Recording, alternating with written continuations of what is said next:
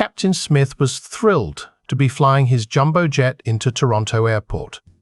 The seasoned pilot had flown countless planes over the years, but he always felt a sense of excitement whenever he landed in a new city. As the plane made its final approach, he began to make his customary announcement to the passengers. "This is your captain. We're on our final descent into Toronto.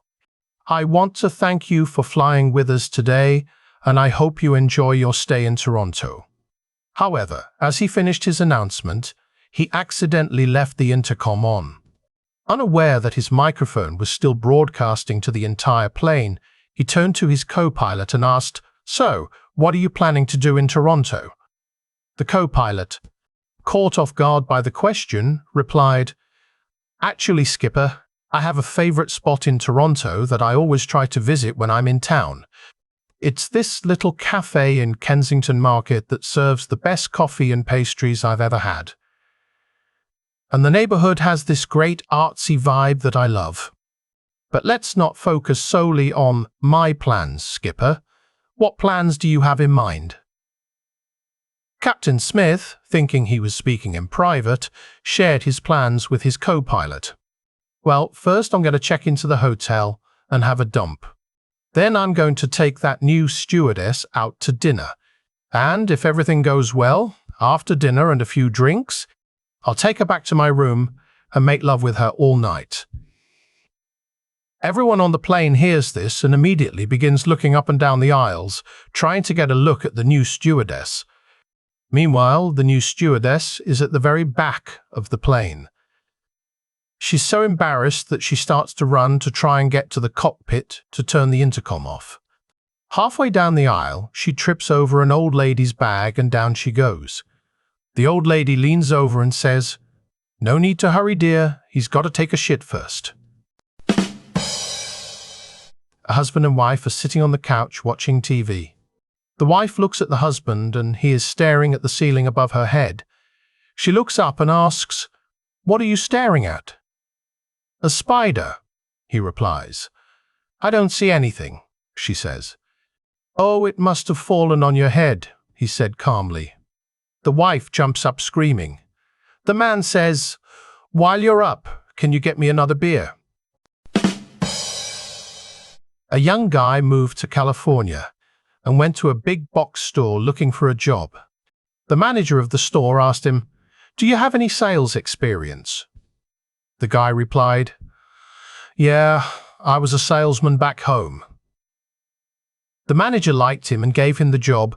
"You can start tomorrow. I'll come down after we close and see how you did."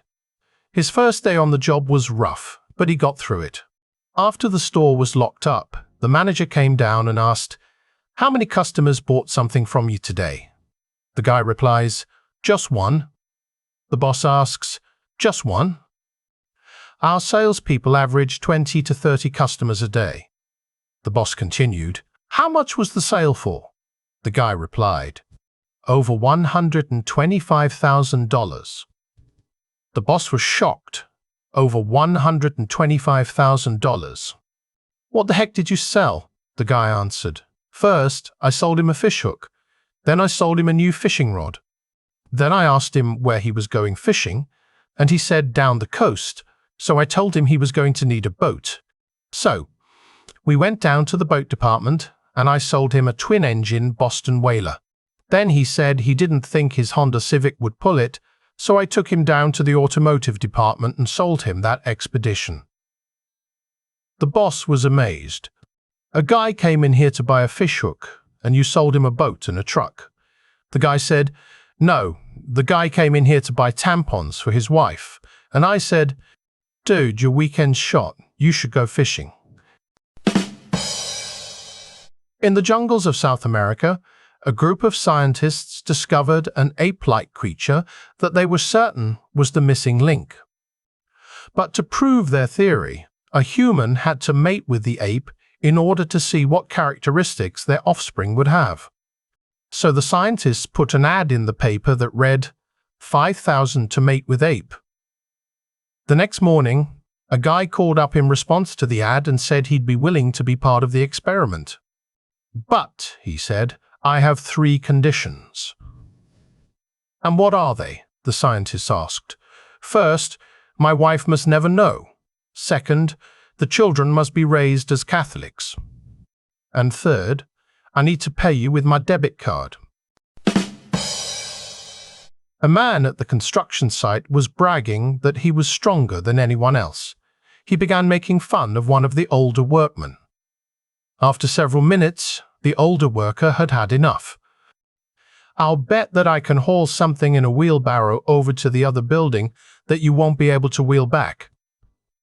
Okay, the young man replied. Let's see what you've got.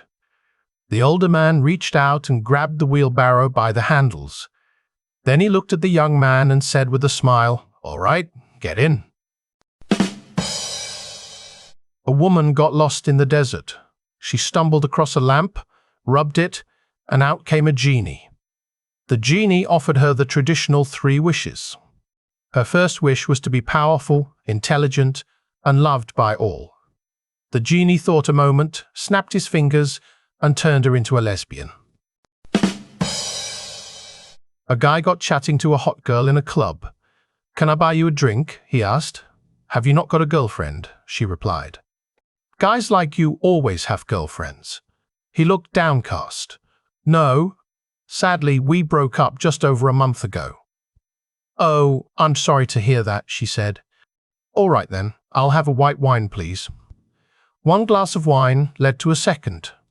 A few drinks later, after a kiss and a cuddle, they headed off back to her place and, as it goes, one thing led to another. While he was putting his clothes back on, she said, "So, you're good looking, a nice guy, and amazing in bed. Can I ask why on earth you split with your girlfriend?" He replied, "My wife found out." The priest says, "Oh heavens, I forgot my lures back on land," and steps out of the boat, walks across the water back to the land, and grabs his lures before walking back to the boat. The atheist was astounded. But before he could make sense of the situation, the rabbi says, "Oh Yahweh, help me, I forgot my bait." And he also steps out of the boat and walks across the water back to the land to grab his bait, before walking back to the boat. The atheist was stunned, but refusing to believe in divinity of any sort or its impact on the world, he says, "Yeah, I left my extra line on land." The atheist hops out of the boat and, splash, he sinks right through to the bottom of the lake. After a moment, the priest looks at the rabbi and says, "Come to think of it, we probably should have told him where the rocks were."